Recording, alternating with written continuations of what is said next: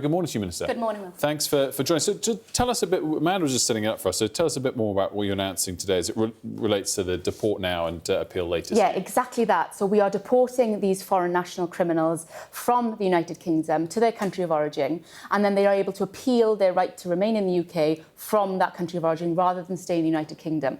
But I just want to say that this builds on the policy that we've announced earlier this week, where we will be deporting foreign national criminals immediately on their sentencing. So they're not going to serve a minute at His Majesty's pleasure in England and Wales in a prison at the taxpayer's expense. We are immediately deporting them to their country of origin. And there's kind of two interesting sides to explore on this. So if you're deported, what guarantees do we have that they'll be deported into a prison in their home country rather than just released more generally? So all of the information will be given to their country of origin, but ultimately it is up to that country of origin what they do with that individual.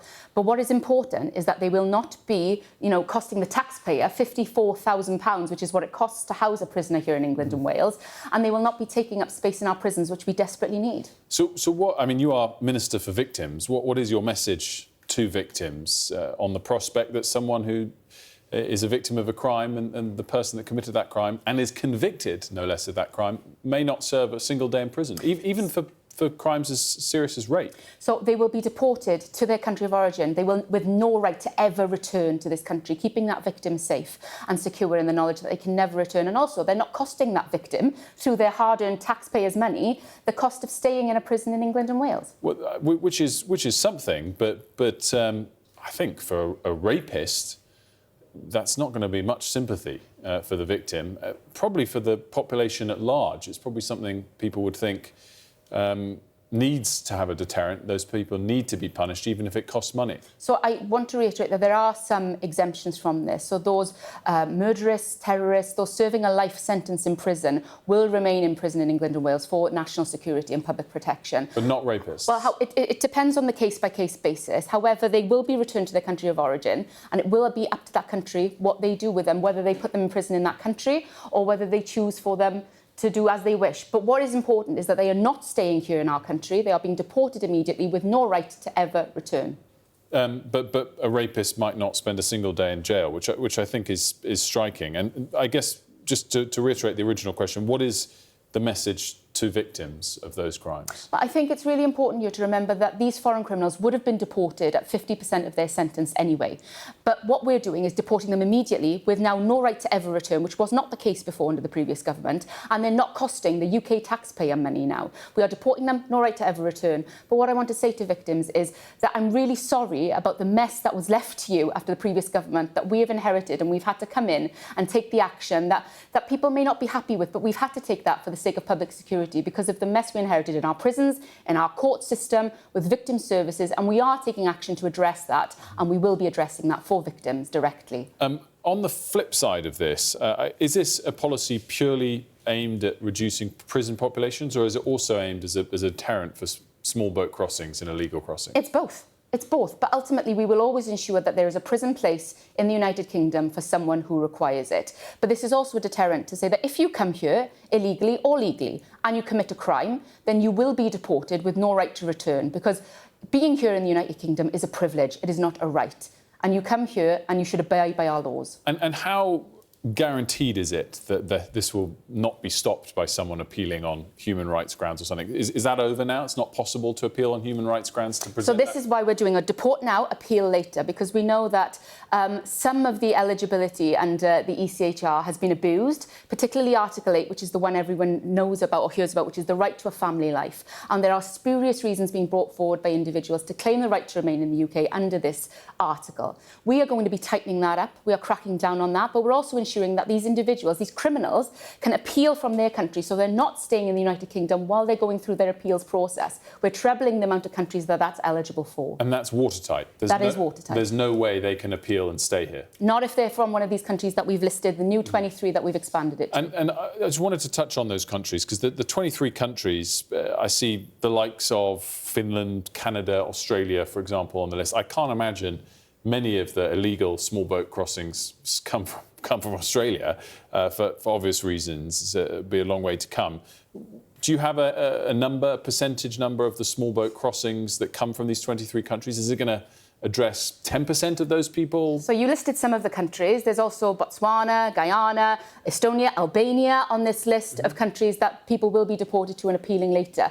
But just because those 23 countries are where we're doing the deport now, appeal later, doesn't mean that we can't deport foreign nationals from any other country. This is what we're saying. But this is just where they'll be appealing from in their own country of origin. We know that there's roughly over 2,000 eligible, even more eligible prisoners currently in our jails in England and Wales that will be eligible for this new scheme.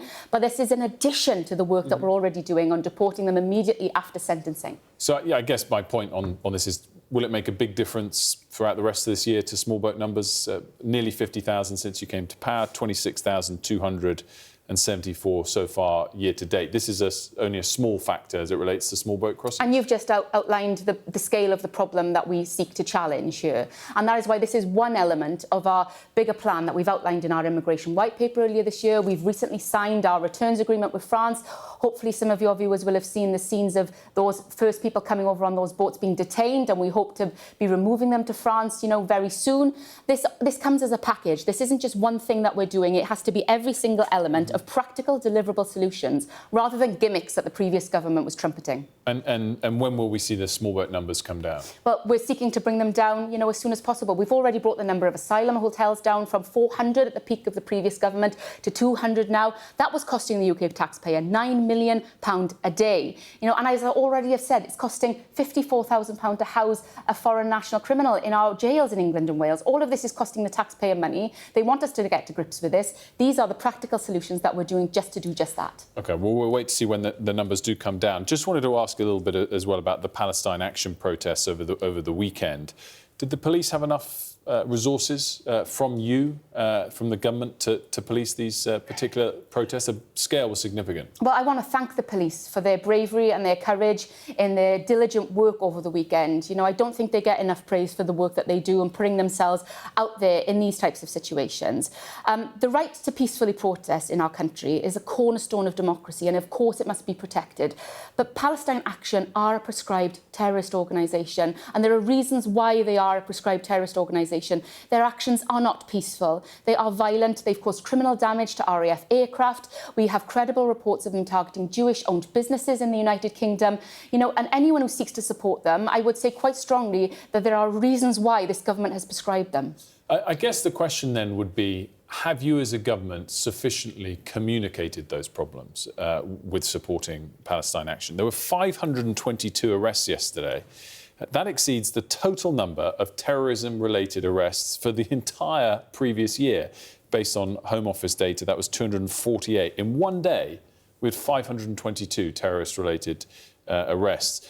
If it's the right decision to prescribe Palestine Action, did you fail as a government to communicate it? Because there's a big difference between breaking into an RAF base and a pensioner holding up a sign. And I just wonder whether, when you take an action of that significance, you needed to communicate why and the legitimacy of that action better, because the numbers, 522 arrests, it's nearly double. It's more than double, sorry, the total number of terrorism arrests for the entire previous year. That something's gone wrong here.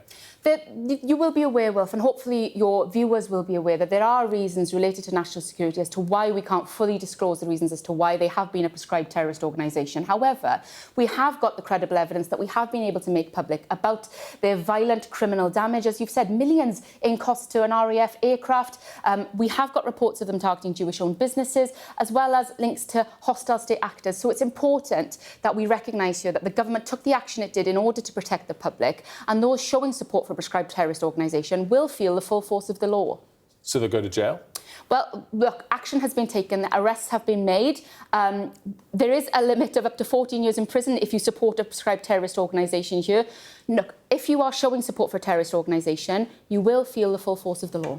I guess just finally, if you're saying that there's information you can't disclose as to why you prescribed them, do you have some sympathy for the 522 people who were arrested yesterday, if they're not aware of the full facts? I would say to those individuals, if you are showing support for a prescribed terrorist organisation that the government has prescribed as a terrorist organisation, please think again, because your actions, however noble you may seek them to be, aren't necessarily as they seem.